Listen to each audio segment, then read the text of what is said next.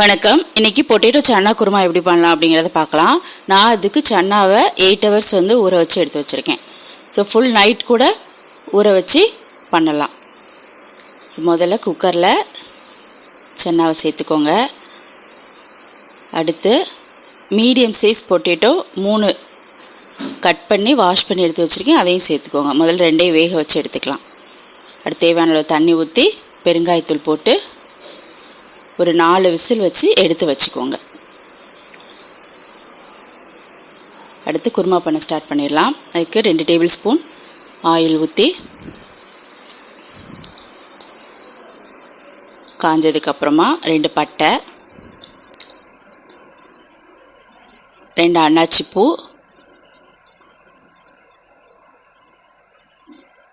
கிராம்பு ஒரு 6,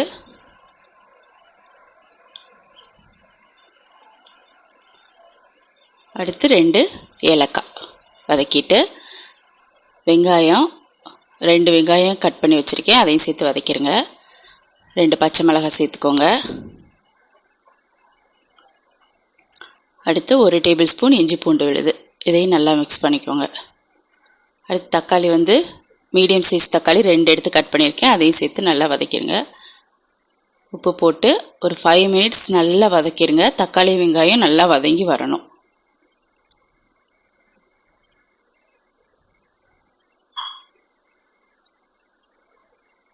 ஸோ பார்த்திங்கன்னா 5 நிமிஷத்துக்கு அப்புறம் தக்காளி வெங்காயம் நல்லா வதங்கிடுச்சு. ஸோ இந்த டைமில் நம்ம சன்னாவையும் பொட்டேட்டோவையும் சேர்த்துடலாம். வேக வச்சு எடுத்துருக்கோம்ல, அதை சேர்த்துக்கோங்க.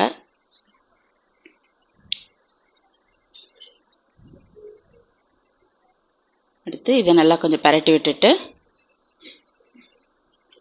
அடுத்து தேங்காய் பேஸ்ட் அரைச்சிக்கலாம். அதுக்கு தேங்காய் 4 முந்திரி,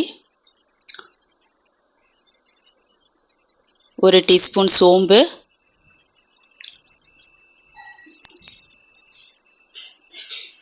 1 டீஸ்பூன் கசகசா, இதெல்லாம் சேர்த்து தண்ணி ஊற்றி பேஸ்ட்டாக அரைச்சி வச்சுக்கோங்க. அடுத்து மசாலா ஆட் பண்ணலாம். ஸோ நான் இன்றைக்கி தனித்தனியாக தான் மசாலா ஆட் பண்ண போகிறேன்.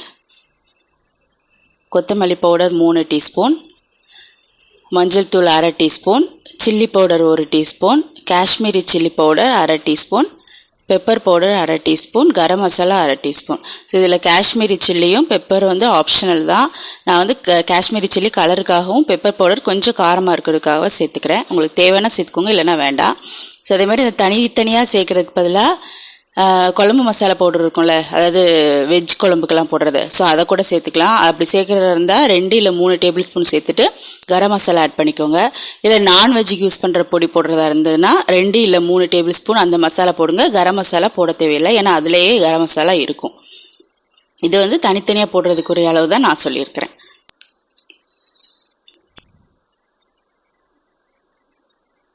இப்போ எல்லாத்தையும் கலந்து விட்டுருங்க. அடுத்து நம்ம அரைச்சி வச்சுருக்கோம்ல தேங்காய் பேஸ்ட்டு, அதையும் சேர்த்துக்கோங்க. கொஞ்சம் தண்ணி ஊற்றி சேர்த்துக்கோங்க.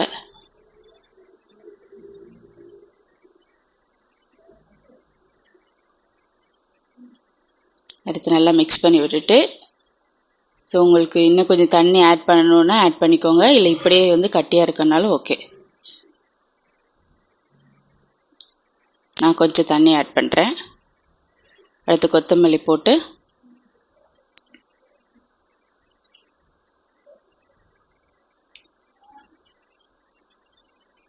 ஸோ மூடி போட்டு ஒரு 3 விசில் வச்சா போதும்.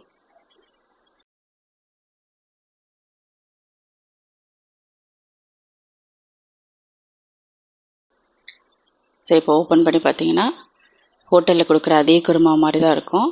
ஸோ ஈஸியான ரெசிபி, கண்டிப்பாக ட்ரை பண்ணுங்கள். தேங்க்யூ.